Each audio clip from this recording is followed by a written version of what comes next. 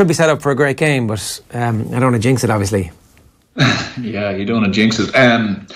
I think Tyrone will be probably of the two. I think I think Tyrone will win the game, and Joe has to be at his level best there, not to add any fuel to the fire. But I just think that the run they've had, even just looking through the team, they have developed players this year that have just come not out of the blue, but I remember earlier on in the year when we were going through the league, and there was a lot of bull being spoken about, their lack of firepower up front and that they were the defensive team and all this kind of stuff that was being said. I remember we had, myself and yourself were chatting to Enda McGinley, and Enda was saying about fellas like, who were coming through, guys, that were being used like Brennan, Burns and fellas like this who were just starting to really make a name for themselves. And obviously the Stephen O'Neill addition to him and the backroom team and what he was trying to bring as an added dimension into that forward line. You could see it in the league, you could see it coming. I watched them obviously very close in Navan the night they played Meath, and what really impressed me was the physicality of them and their conditioning.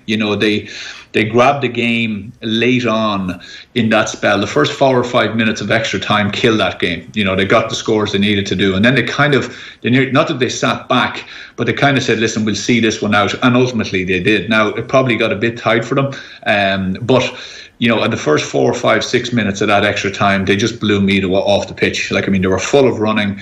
They were really, really dominant as regards. It looked like they were a seasoned team.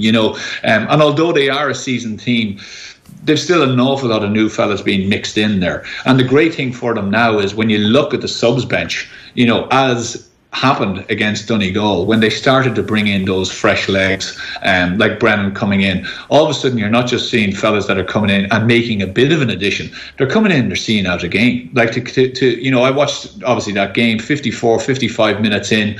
I don't think many people would have said, Tyrone are going to win this game pulling up. Donegal were certainly in the ascendancy. It looked they were winning battles, although Tyrone were still in it, absolutely. And Tyrone obviously got caught with the sucker punch before half time with the goal. But you couldn't really see them turning around and pulling away like they did. And they did. And the influx of players coming in who not only, added to it, but really grabbed that game and took ownership of it and showed massive leadership. Like Brennan came on in his first 2 touches. There was absolutely no doubt in his mind he could do what he did. And that comes from obviously the breeding and having the stuff through the league and the confidence that's there and the confidence that has obviously happened to them through the run, through the back door. The back door can be fantastic, or it can be a killer. And if you get runs and all of a sudden you get a few really tight games, like the game in Navan, to be fair, it brings squads on massively, rather than going out and beating a couple of teams and hammering them, and you don't really learn anything. So for me, the flip side is you look at Monaghan, and although yes, they have won, as Joe says, their league and the first round of championship, but this is a completely different animal they're coming up against in this Tyrone team. Like a completely different animal. They've guys now who are back, who are fit, who have improved massively throughout this run.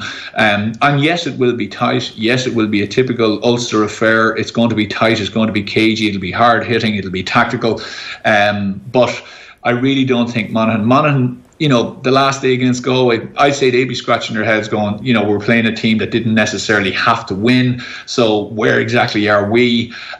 Yes, they've had a great run. Yes, they've some fantastic players. But again, I think there's elements whereby if you can restrict their long-range kicking for Beggan, if you can obviously put the hex on McManus, and if you can try to restrict guys like McConnell and fellas like this, I think just ultimately Tyrone have more firepower, and also they have more players who can actually put, as I say, the X on the Monaghan main threats.